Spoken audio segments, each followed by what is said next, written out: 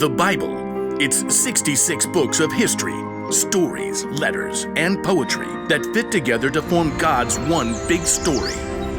The epic adventure of how He created us and loves us so much that He made a way to rescue us.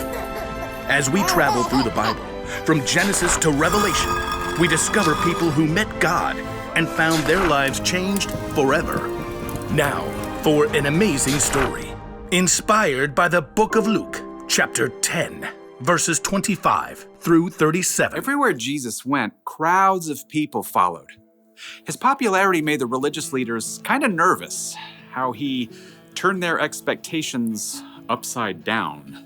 What is he up to anyway? So they began to look for ways to trip him up.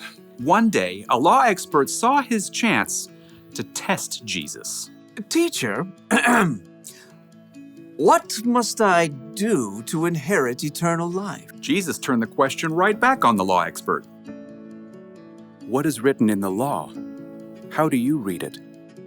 Love the Lord your God with all your heart and with all your soul and with all your strength and with all your mind. And love your neighbor as yourself. You have answered correctly. Do this and you will live.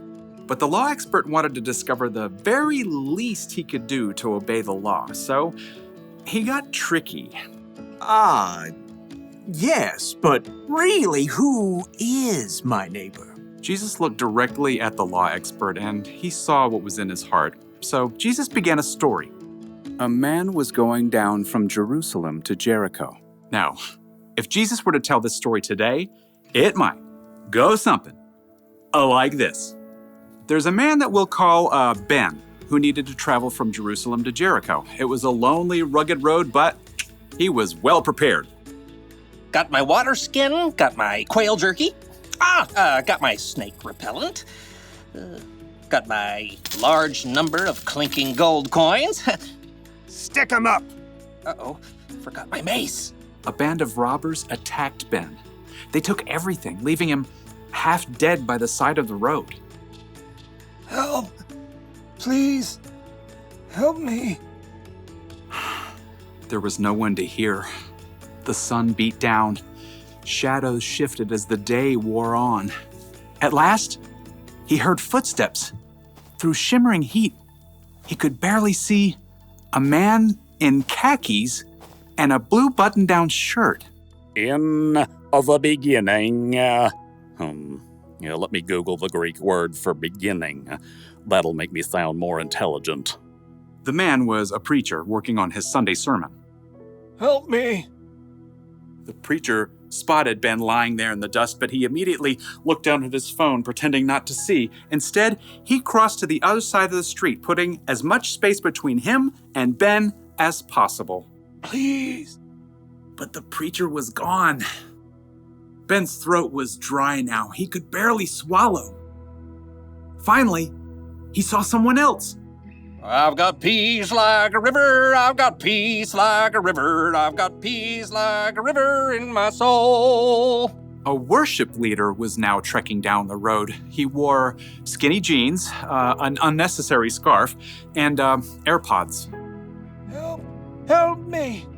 Well, the worship leader definitely saw Ben, but he cranked up the volume on his AirPods and shimmied to the other side of the road as he passed.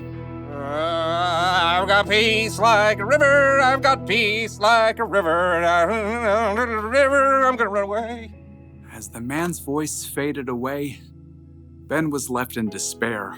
Shadows lengthened as evening approached. Once again, Ben heard someone coming. Turning his head, he could just barely make out a donkey. Perhaps he could tell from the way the person was dressed that this person wasn't a Jew. He was a Samaritan. Oh no. Jews and Samaritans were enemies. Even though the two groups were related, there was a history of bitter conflict between them, and the Samaritans worshiped God in a different way than the Jews did. Long story short, a Samaritan would have been the last person Ben would have wished to find him. What's that by the road? Instead of ignoring Ben, though, the Samaritan man slowed down and got off his donkey. Oh no, who did this? The Samaritan quickly rummaged for supplies in his bag. Here, have some water. Those are nasty gashes. I've got oil and wine to clean them out.